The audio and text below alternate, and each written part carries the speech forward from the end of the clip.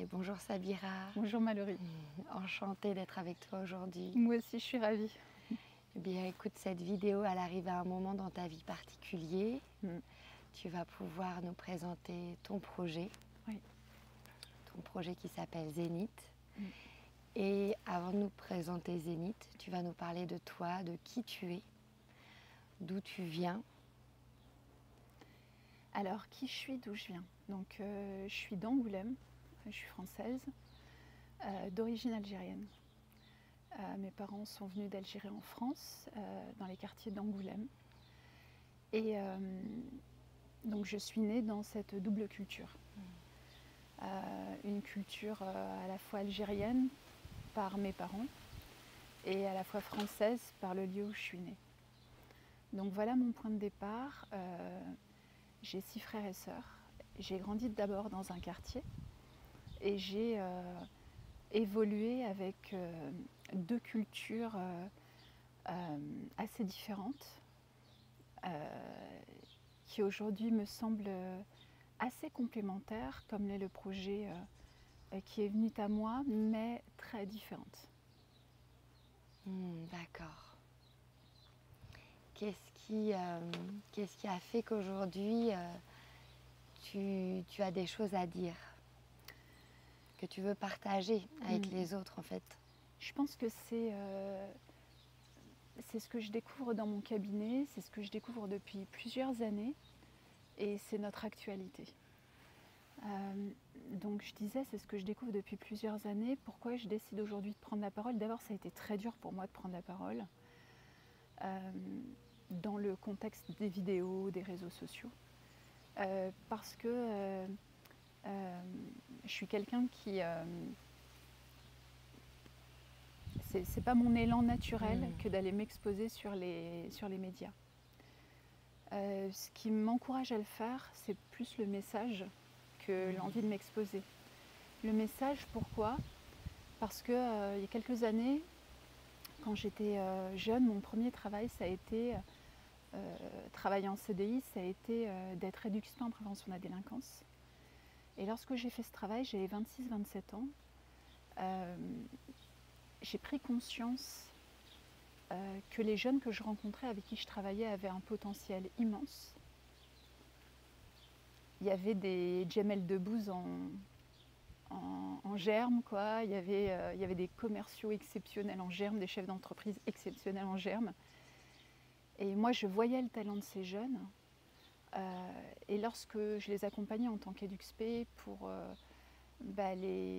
leur permettre de faire émerger ces talents, de se réaliser, finalement, il y avait toujours quelque chose qui empêchait l'émergence de résultats.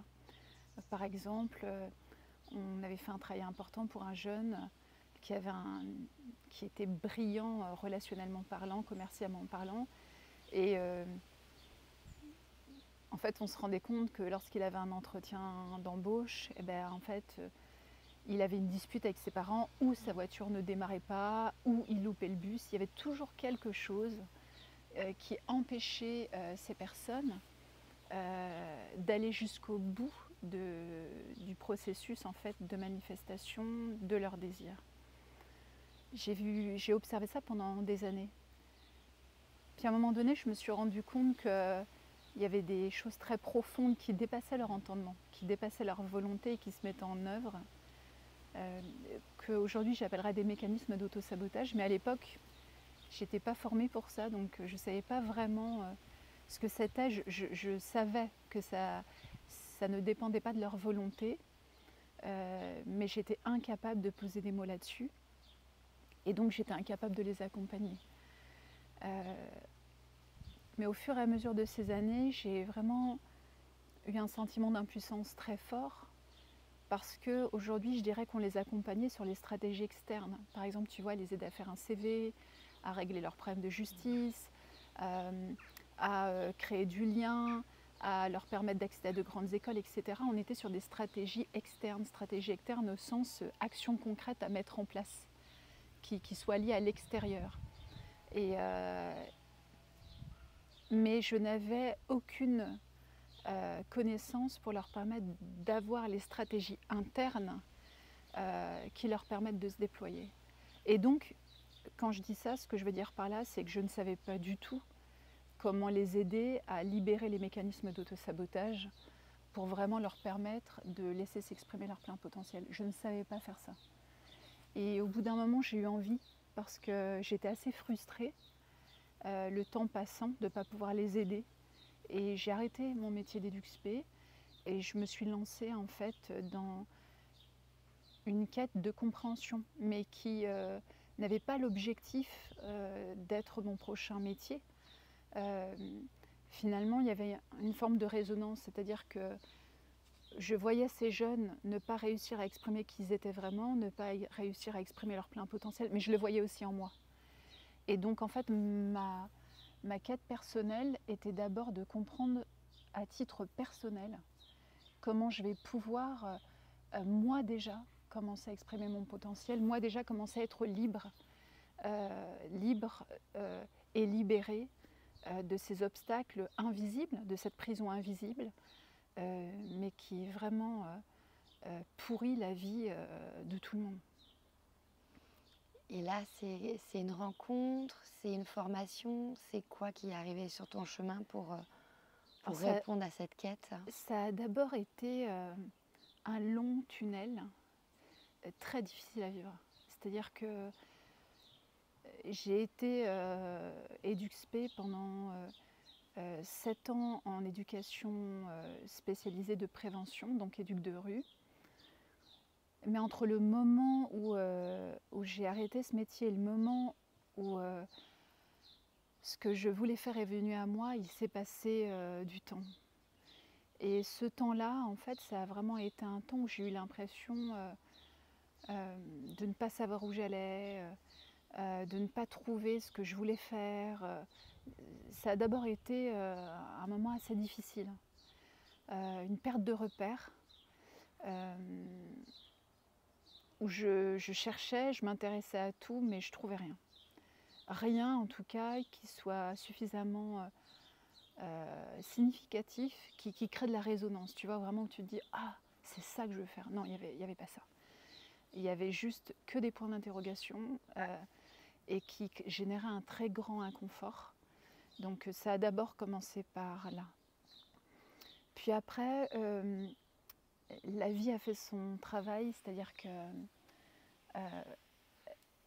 par hasard, alors que j'écrivais beaucoup parce que j'aime écrire, j'ai commencé à me rendre compte que je tombais, c'était comme des formes de synchronicité, je tombais sur Internet, sur des vidéos qui abordaient les sujets sur lesquels j'écrivais. Et ça m'a rendue curieuse parce que des fois, par exemple, un des sujets sur lesquels j'écrivais et que j'essayais de mieux comprendre, c'est le fait qu'il n'y a pas de hasard. Ça, c'est toujours quelque chose que j'ai observé, qui était pour moi très tangible. J'étais certaine qu'il n'y avait pas de hasard, mais je ne pouvais pas l'expliquer sur un plan physique. Je ne comprenais pas la logique de ce phénomène. Et je pouvais en avoir une lecture sur le plan spirituel, puisque sur le plan spirituel, on peut entendre qu'il y a des lois universelles, des lois de résonance, de cause à effet, etc. Mais sur un plan qu'on pourrait appréhender de façon physique, je n'avais pas de réponse. Et j'écrivais sur ce sujet-là, et au moment où j'ai commencé à écrire sur ce sujet-là, je suis tombée sur des vidéos, enfin des vidéos sont venues à moi, qui abordaient ce sujet-là. Et c'est comme ça que j'ai découvert l'alignement neuro-émotionnel, qui a été créé par Mani et Sam et Araj Zarimpour, qui a été pour moi une très grande révélation et qui a vraiment changé ma vie de façon importante. Et j'y ai trouvé les réponses que je cherchais à travers mon expérience avec les jeunes. C'est-à-dire, j'ai trouvé des réponses sur comment libérer les mécanismes d'auto-sabotage, de quoi ils sont faits, et qu'est-ce qu'on peut faire en fait ensuite. Et donc je me suis formée à cette méthode, je me suis fait accompagner, et puis j'ai d'abord essayé pour moi parce que j'avais d'abord cette quête pour moi et j'ai vu que ça marchait sur moi. Donc j'ai pu avoir accès là, à un nouveau potentiel en fait. J'avais accès à des ressources auxquelles je n'avais pas accès, je me sentais plus alignée, plus en cohérente, je trouvais le courage de faire des choix qu'avant je ne pouvais pas faire. J'ai commencé à avoir une vision beaucoup plus précise, beaucoup plus claire de cette espèce de prison invisible. Je commençais à la voir en fait, je commençais à voir de quelle nature étaient mes obstacles. J'ai commencé à voir que j'avais des traumas, j'ai commencé à voir que j'avais des croyances, j'ai commencé à voir que ce que je désirais n'était pas du tout en cohérence avec mes programmes subconscients, j'ai commencé à voir que j'avais toutes sortes de blessures qui avaient plein de couleurs différentes. Donc avec l'alignement neuro-émotionnel, j'ai pu répondre à beaucoup, ouvrir la porte de beaucoup de ces prisons, mais j'ai eu besoin d'aller chercher autre chose. Par exemple, tout ce qui est lié à l'enfant intérieur, j'ai dû aller le chercher ailleurs. Et finalement, je me suis mise en quête. C'est comme si on était enfermé dans une prison invisible, avec des barreaux invisibles qu'on ne sait pas reconnaître parce qu'on ne les connaît pas. Donc comme c'est invisible, en fait on se sent prisonnier, on sent qu'on n'y arrive pas, on sent qu'on est retenu par quelque chose, mais ça n'a pas de nom, ça n'a pas de forme, ça n'est pas visible. Donc on ne peut rien faire en fait, parce qu'on ne sait pas à quoi on s'attaque. Et ça a vraiment, c'est devenu visible à mes yeux. Et une fois que c'est devenu visible, en fait je pouvais aller chercher, quand je voyais apparaître la prison, je pouvais aller chercher la clé. Et c'est ce qui m'a permis d'ouvrir mon cabinet dans le coaching neuro-émotionnel en 2018-2019. Et j'ai commencé à travailler à ce moment-là pour aider les gens à s'aligner, à libérer leur potentiel. Ça a été l'étape qui a suivi cette espèce de long tunnel difficile. Donc là, tu as ta propre expérience et l'expérience des personnes que tu as pu accompagner avec cet outil. Oui, c'est tout à fait ça. Mallory, j'ai depuis, on va dire 2018, quand j'étais en formation, on était encouragés à commencer à essayer, avec nos amis d'abord, etc. Donc j'ai commencé à mettre en pratique ces outils. J'ai observé que ça fonctionnait, c'était même assez surprenant. Donc, mais finalement, encore une fois, c'était pas magique en fait, c'est juste qu'on a une très grande plasticité et qu'en tant qu'être humain, on a une très grande capacité de changement, d'évolution. Et finalement, lorsqu'on élève son niveau de conscience et qu'on comprend les règles du jeu JE, on peut jouer sa meilleure partie. Et moi, je me suis rendu compte que c'est comme conduire une voiture, vivre une vie. C'est-à-dire que si on ne connaît pas le code de la route, on a de très grandes chances de se cartonner sur le chemin. Par contre, le fait de connaître le code de la route ne nous empêche pas de nous cartonner, mais on a quand même de faibles probabilités, beaucoup plus faibles en tout cas que si on ne connaît pas le code de la route. En fait, c'est la même chose. On a un corps, on est dans un environnement qui répond à des lois. Et ces lois-là, que ce soit notre subconscient, notre système émotionnel, notre corps, les lois universelles qui régissent notre monde, il y a des lois. Et vous savez, dans la vie, on dit nul n'est censé juridiquement ignorer la loi. Mais en fait, on devrait même le dire pour la vie. C'est-à-dire qu'il y a des lois du vivant et nul n'est censé ignorer la loi. Et c'est un peu ce qui me fait parler aujourd'hui, c'est que avec le recul aujourd'hui, quand je vois ce que mes clients ou ce que moi j'ai pu libérer, réaliser, expérimenter, toucher du doigt, je me rends compte que c'est possible pour tout le monde. On n'est pas tous aujourd'hui prêts à faire ce chemin-là, mais on a tous la capacité de le faire.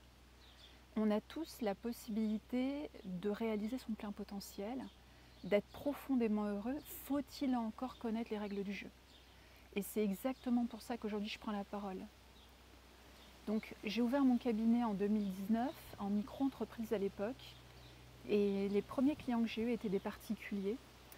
Et j'ai commencé comme ça. Puis après, une vague de clients sont venus. Et finalement, je me suis retrouvée avec des dirigeants. Donc aujourd'hui, 100% de ma clientèle, pratiquement, peut-être 99 ou 98, sont des dirigeants des entreprises et 1 ou 2% sont des particuliers. Donc mon activité aujourd'hui, elle est, enfin jusqu'à aujourd'hui, on parlera de l'étape qui suit, mais elle était sous deux formes, on va dire. Je proposais de l'alignement dans les entreprises, donc à travers des diagnostics bien-être. Donc j'allais dans les entreprises, j'écoutais tous les salariés, je recueillais vraiment leurs sentiments profonds par rapport à l'entreprise, ce qu'ils voulaient voir évoluer, puis ensuite je faisais une restitution à la direction, au comité de direction, et on se servait des feedbacks des collaborateurs pour pouvoir faire évoluer l'entreprise, et donc on crée un alignement entre le retour des collaborateurs, la direction, et moi je joue un peu ce rôle d'interface. Puis la deuxième grande prestation, c'est l'accompagnement en coaching neuro-émotionnel, ou que ce soit dans le cadre des entreprises ou dans mon bureau avec des dirigeants, j'accompagne la personne, qu'elle soit salariée ou dirigeante ou entrepreneur, etc., à aligner le subconscient, le mental et le corps en direction de leurs objectifs pour effondrer les mécanismes d'autosabotage, donc à réaliser leur plein potentiel. Voilà ce que j'ai fait jusqu'en 2023. Voilà un peu quelle était ma réalité. Et d'avoir travaillé avec, dans ce cadre-là, des entreprises, d'avoir vu voilà, justement des belles expériences et des changements s'opérer. Aujourd'hui, tu en arrives à quel objectif pour toi, à quel projet? C'est quoi la suite? C'est une bonne question. La suite, elle s'est dessinée par mon expérience au cabinet. J'ai eu la chance d'accompagner beaucoup de personnes différentes, de personnalités différentes, de cadres, de dirigeants, de présidents, de vice-présidents, etc. Et en fait, il y a un moment donné où je me suis retrouvée démunie parce que une partie de ma clientèle, lorsque je les mettais dans des états modifiés de conscience pour se connecter au cœur, pour voir s'ils étaient vraiment alignés entre ce qu'ils faisaient dans leur vie et ce qu'il y avait dans leur cœur, donc en fait on change de fréquence cérébrale, on passe d'une fréquence bêta à une fréquence alpha pour vraiment se mettre en hémisphère droit, connecté au cœur et ressentir ce dont on a véritablement besoin. Et nombre d'entre eux se sentaient vraiment paniqués parce que quand ils étaient dans cet état modifié de conscience, qu'ils mettaient la main sur leur cœur et que je leur demandais ce qu'ils ressentaient, ils étaient incapables de me le dire.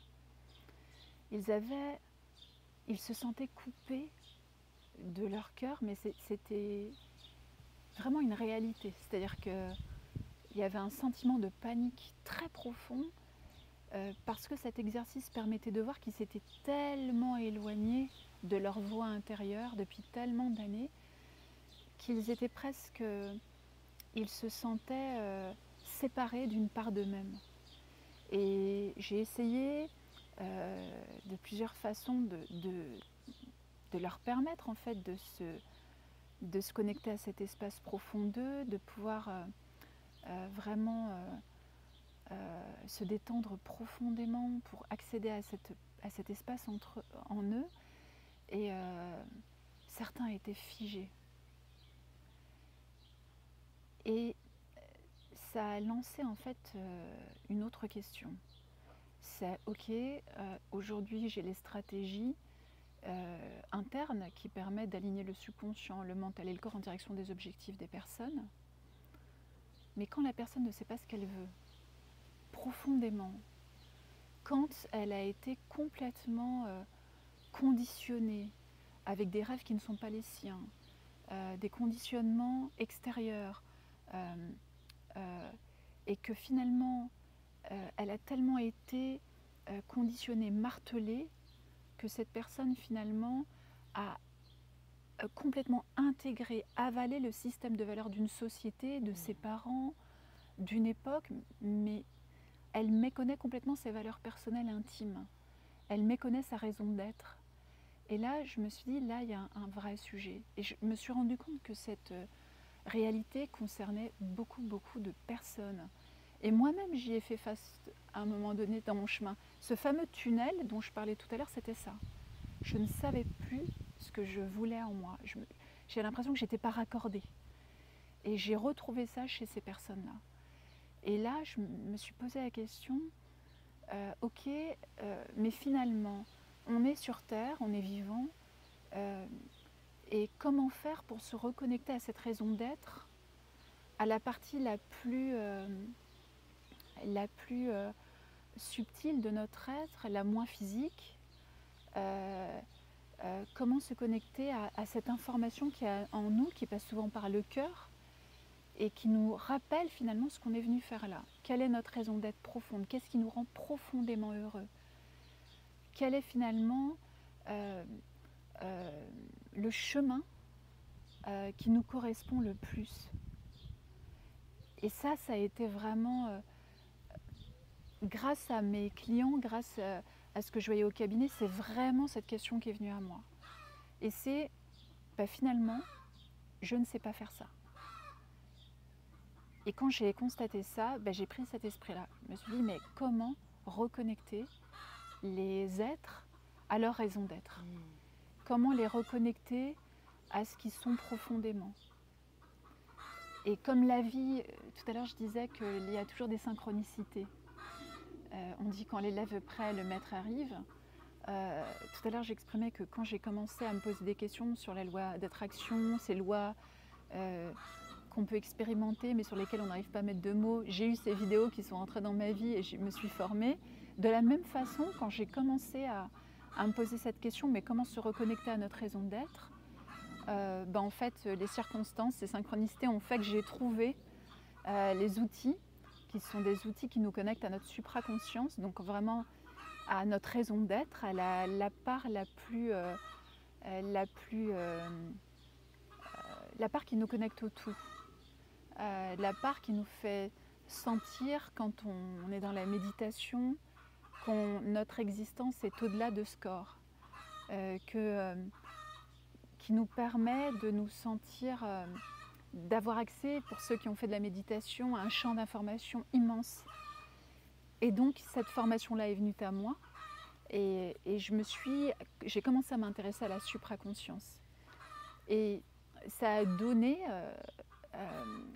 vie en fait d'une certaine façon à ce projet Zénith, qui est une invitation finalement à redevenir des êtres humains complets. Et alors, tout à l'heure, on en parlait toutes les deux.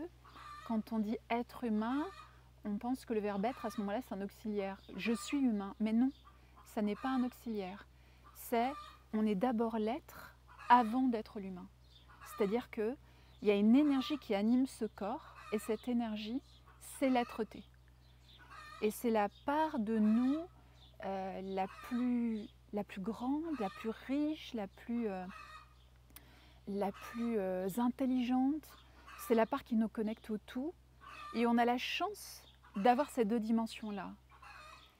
Et lorsqu'on associe ces deux dimensions-là, le potentiel de l'être-té au potentiel de notre humanité, on est alors disposé à créer des vies extraordinaires. Et Zénith, c'est ça. C'est le moment pour moi est venu que tous collectivement nous puissions nous reconnecter à notre véritable nature qui est l'unité. L'unité, si on médite, lorsqu'on médite, lorsqu'on fait vraiment le vide et qu'on se connecte vraiment à notre espace intérieur, on perçoit un univers en soi. Et pour moi, ce qui est fondamental, c'est vraiment de pouvoir se rappeler qui nous sommes vraiment, c'est-à-dire cette source infinie, illimitée, et de pouvoir, une fois qu'on s'est reconnecté à sa raison d'être, de pouvoir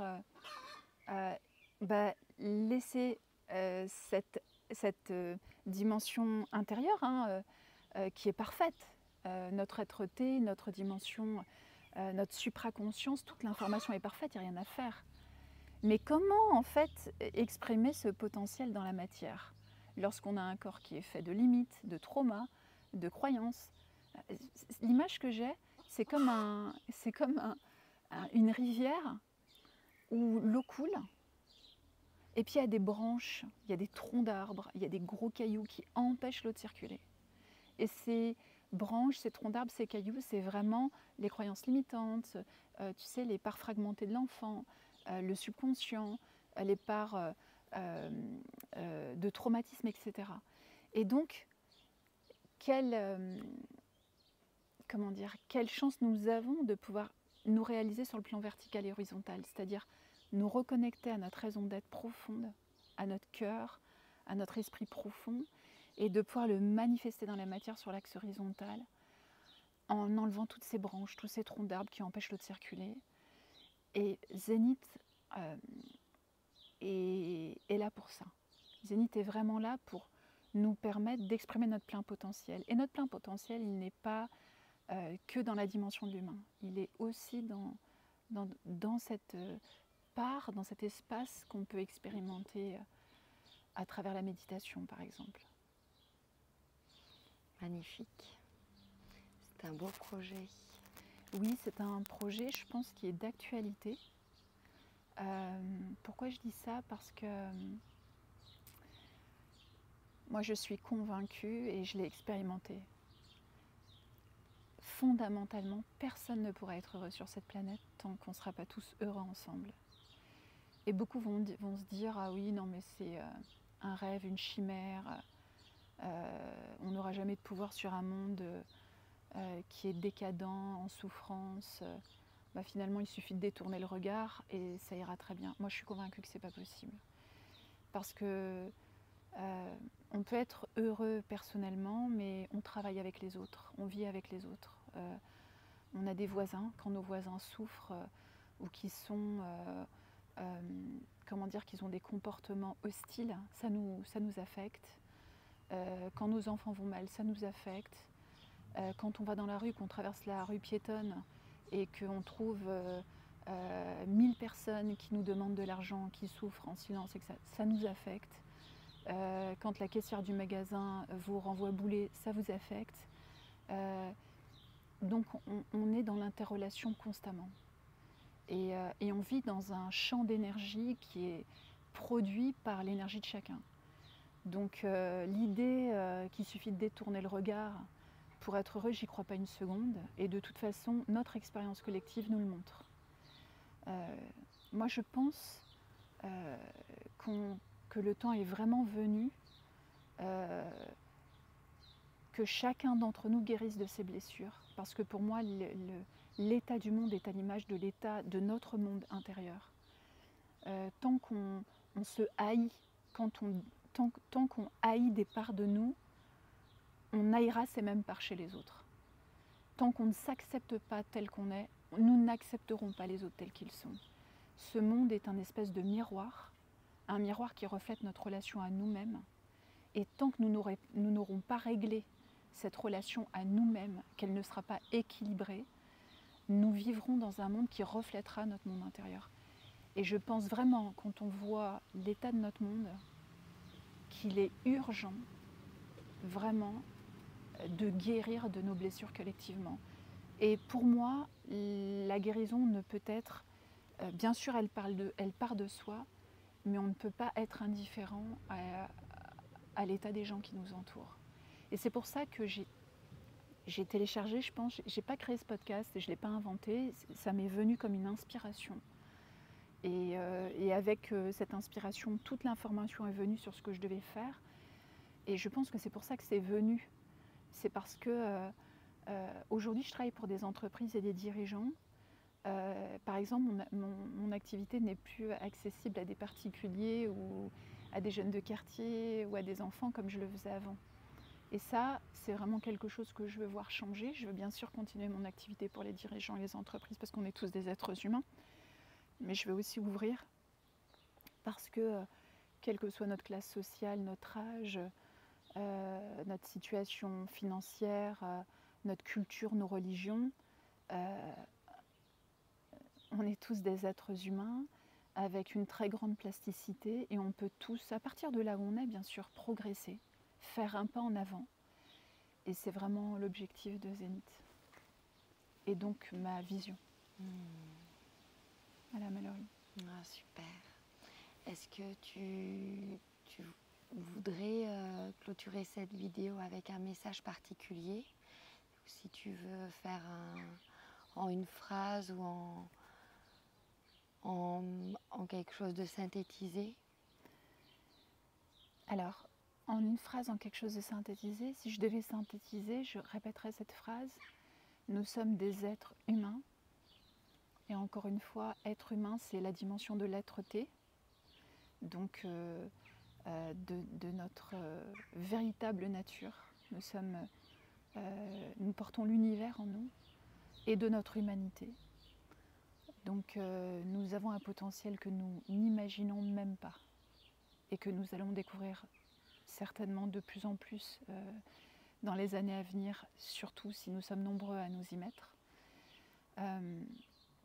Le moment est venu et je voudrais juste dire, parce que beaucoup de gens souffrent et je sais, pour l'avoir vécu aussi, qu'il y a des moments dans la vie qui paraissent beaucoup plus difficiles que d'autres, où on a vraiment le sentiment que là, on ne va pas y arriver.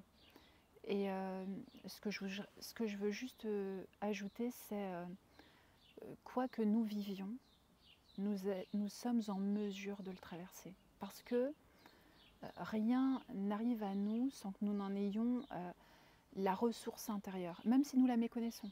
Cette ressource va s'exprimer pendant la traversée. Donc, quelle que soit la difficulté que vous vivez, quelle que soit la souffrance à traverser, gardez confiance, car nous avons en nous les ressources pour rencontrer ce que nous avons à traverser. Donc, il faut avoir confiance en soi, peut-être méditer pour laisser de l'espace pour recevoir de l'information. Et puis à travers ce podcast, je vais vraiment donner énormément de clés pour pouvoir reprogrammer son subconscient. Je vais expliquer comment changer la relation avec soi, comment défaire tous ces petits nœuds, retirer tous ces branchages dans la rivière pour que l'eau se remette à couler. Donc soyons tous, collectivement on traverse tous des choses difficiles, soyons tous confiants, avec les difficultés, les ressources viendront. Donc voilà ce que j'ai envie de dire pour clôturer ce moment, Mallory. Merci beaucoup. Avec plaisir. À bientôt, Sabira. À bientôt, Mallory.